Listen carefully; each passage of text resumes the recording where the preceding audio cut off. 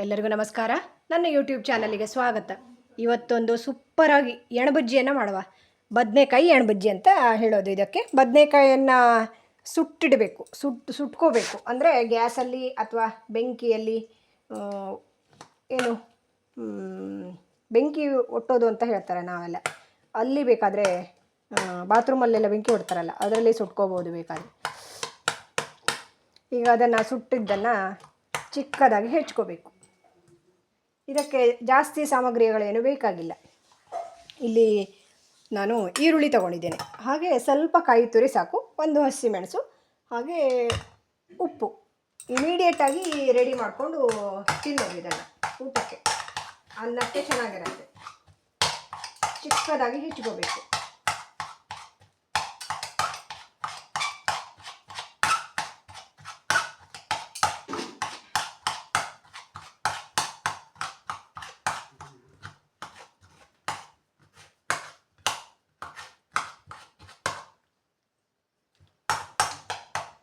ಈಗ ಸೌದೆ ಒಲೆಯಲ್ಲಿ ಬೇಕಾದರೂ ಸುಟ್ಕೋಬೋದು ಇದನ್ನು, ಬದನೆಕಾಯಿನ, ಅಥವಾ ಗ್ಯಾಸಲ್ಲಿ ಬೇಕಾದರೂ ಸುಟ್ಕೋಬೋದು.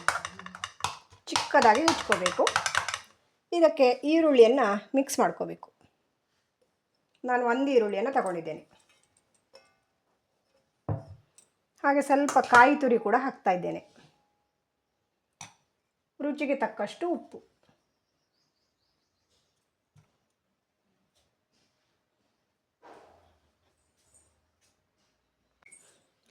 ಈಗ ಇಲ್ಲಿ ಸರಿಯಾಗಿ ಮಿಕ್ಸ್ ಮಾಡ್ಕೋಬೇಕು.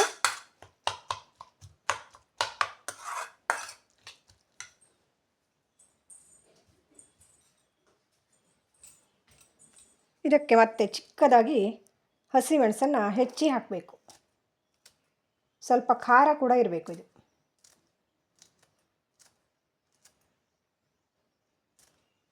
ಫಾಸ್ಟಾಗಿ ಆಗೋದು ಇದು.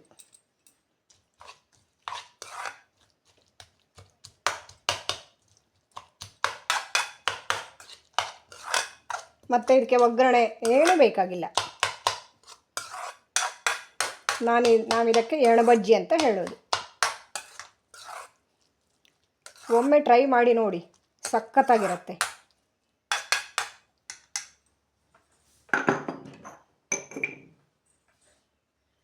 ನನ್ನ ಈ ಎಣಬಜ್ಜಿ ವಿಡಿಯೋ ಇಷ್ಟ ಆದರೆ ಶೇರ್ ಮಾಡಿ, ಸಬ್ಸ್ಕ್ರೈಬ್ ಮಾಡಿ. Thank you so much. All bye bye. ಮುಂದಿನ ವಿಡಿಯೋದಲ್ಲಿ ಸಿಗ್ತೇನೆ ಮತ್ತೆ.